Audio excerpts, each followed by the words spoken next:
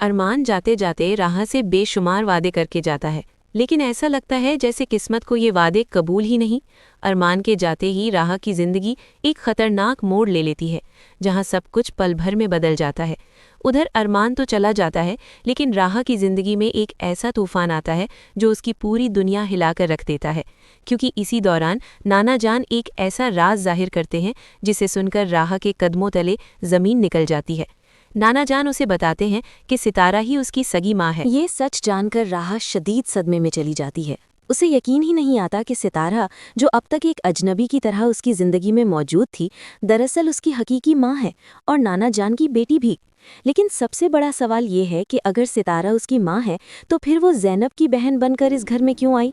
आखिर ऐसा क्या हुआ था माजी में जिसने इस रिश्ते को छुपाने पर मजबूर कर दिया? माजी के वो राज जिन्हें अब तक सिर्फ चंद लोग जानते थे, आहिस्ता आहिस्ता सामने आने लगते हैं, और मामी की वो तमाम बातें जिन्हें राह हमेशा झूठ समझती थी, अब सच साबित होती नजर आती हैं।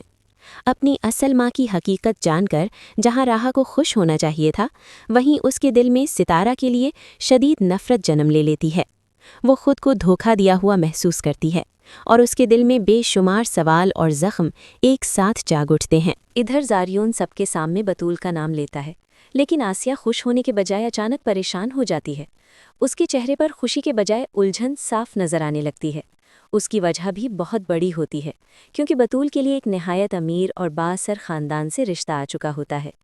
ये रिश्ता आसिया के लिए एक ख्वाब जैसा है, इसीलिए वो फ़ौरन ज़ारियून को बहाने बनाने लगती है और बात को घुमाने की कोशिश करती है। क्योंकि अब आसिया की नज़र में सबसे अहम चीज़ सिर्फ पैसा है, वो बतूल की शादी एक अमीर ख़ानदान में करना चाहती है और इसी लालच में वो राह को ज़ारियून के लिए मुंतखब कर देती है। दूसरी तरफ ज़ारियून के वालिद इस रिश्ते से बेहद खुश हैं। इसकी एक बड़ी वजह उनका माजी भी है।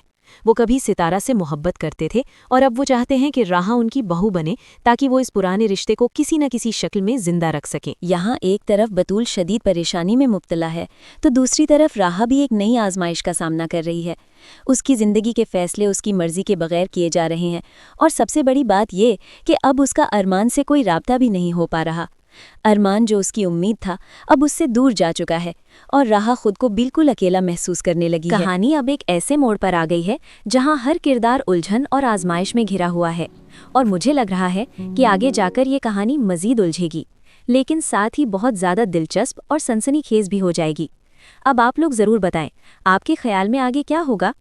क्या राह अपनी किस्मत बदल पाएगी, या फिर उसे वही कबूल करना पड़ेगा जो उसके लिए तय कर दिया गया है?